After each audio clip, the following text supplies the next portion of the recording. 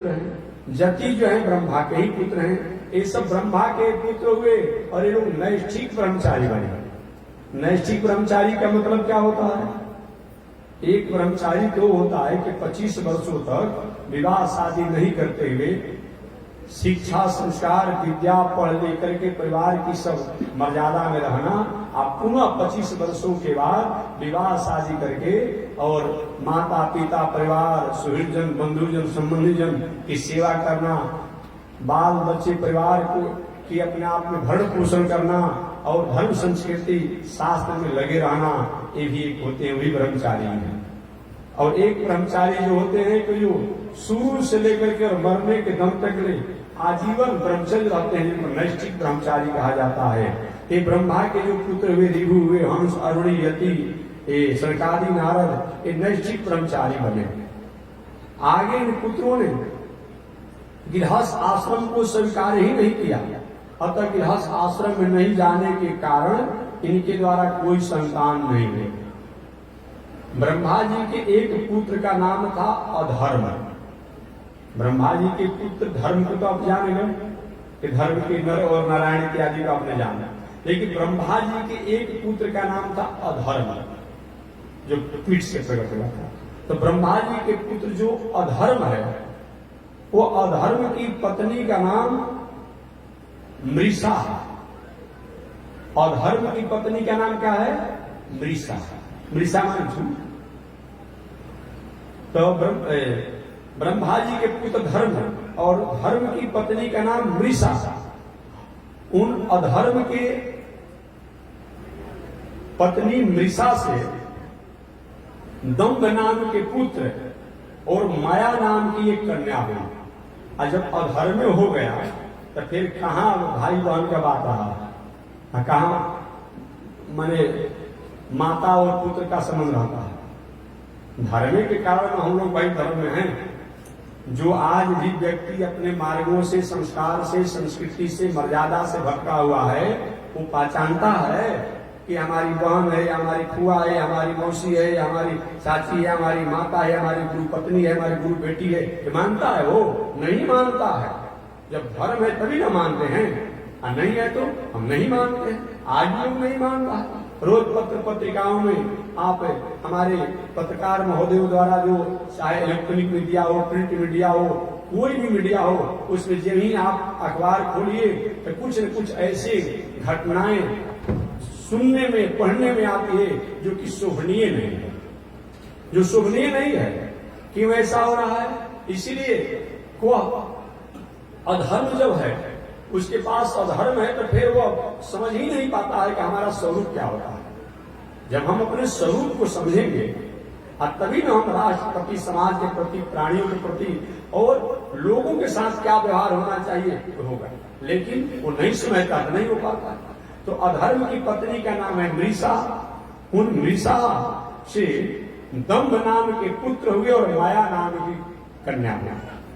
तो अधर्म की पत्नी का नाम मृषा है और अधर्म के पुत्र का नाम दम्भ है और अधर्म की पुत्री का नाम माया है।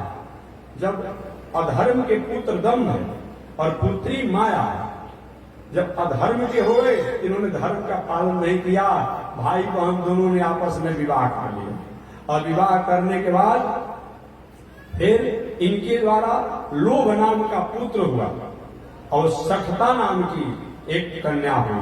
पुनः इन दोनों ने भी आगे चल करके भाई बहन विवाह कर लिया और इन आगे विवाह करने पर इनके क्रोध नाम का पुत्र हुआ और हिंसा नाम की पुत्री हुई। पुनः आगे इन लोगों ने भाई बहन ने विवाह कर लिया, तो क्रोध और हिंसा ने जब विवाह कर लिया तो कली माने कलह नाम के पुत्र और दुरुक्ति नाम की पुत्री हुई। जो आगे पुनः इन लोगों ने भी आपस में विवाह कर लिया, तो विवाह करने के बाद भय नाम का पुत्र हुआ और मृत्यु नाम की पुत्री हुई। इन लोगों ने भी बाद में भाई बहन विवाह का कभी परंपरा चल गया, विवाह कर लिया। तो आगे चल करके यातना नाम के और नरक नाम के 2 संतानें हुई, यातना और नरक। मन सीधी सीधी बात यही है कि जब हम अधर्म के मार्ग पर पैर रखते हैं तो अंतिम में क्या होता है, यातना और नरक, एक दृष्टि होता है, यातना और नरक होता है।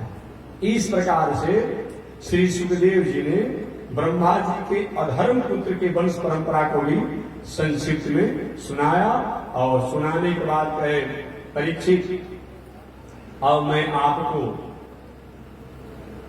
ब्रह्मा जी ने स्वयं अपने शरीर को